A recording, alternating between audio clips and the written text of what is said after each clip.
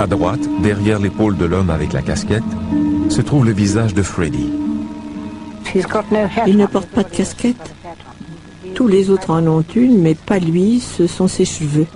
Ça le rend différent du reste du groupe. Mais si on connaissait son visage, on ne peut pas s'y tromper.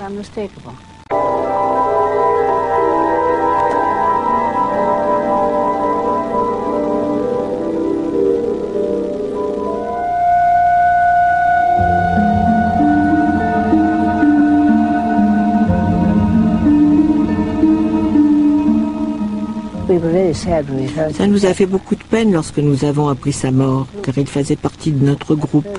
C'était de la camaraderie, peut-être. Ici, au centre de triage, nous étions très, comment dire, comme une sorte de clan.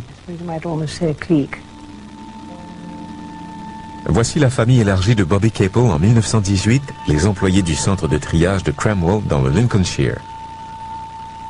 Tous les matins, je devais faire le tour du mess des officiers avec ma camionnette, un genre de Land Rover, si vous voulez.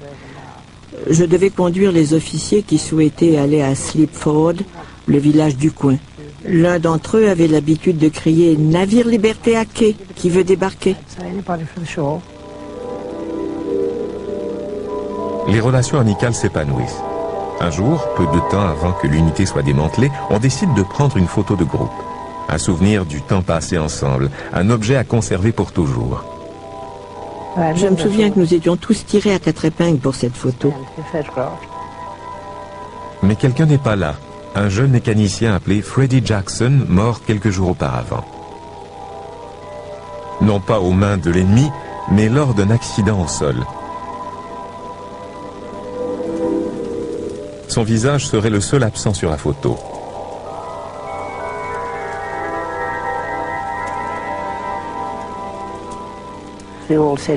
Nous avons tous demandé une copie de la photo et lorsqu'on nous l'a remise, nous avons été stupéfiés. Cet homme qui travaillait au centre de triage, qui était parti en permission et qui était mort, apparaissait dans la rangée du haut. Nous l'avons tous reconnu.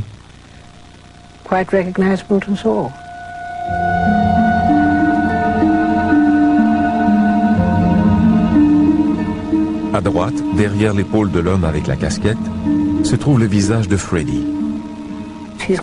Il ne porte pas de casquette. Tous les autres en ont une, mais pas lui, ce sont ses cheveux. Ça le rend différent du reste du groupe. Mais si on connaissait son visage, on ne peut pas s'y tromper.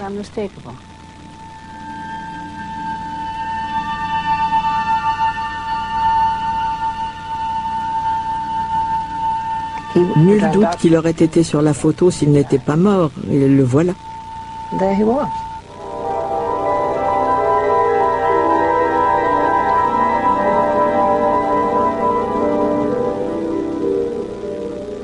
C'était terriblement sinistre. Ça nous a fait froid dans le dos.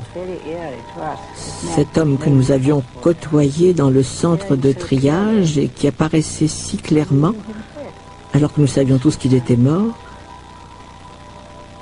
ça a été un choc. C'est un souvenir très clair et je ne l'ai jamais oublié. Je suis heureuse d'avoir gardé la photo. J'avoue que tout ça fait réfléchir.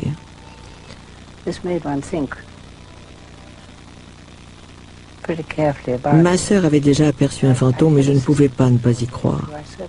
Rien ne m'empêche d'y croire. Je ne peux pas dire que je n'en ai jamais vu. En regardant cette photo, j'ai bel et bien vu un fantôme. Can't say I've never seen one myself, but I suppose looking at this photograph I have.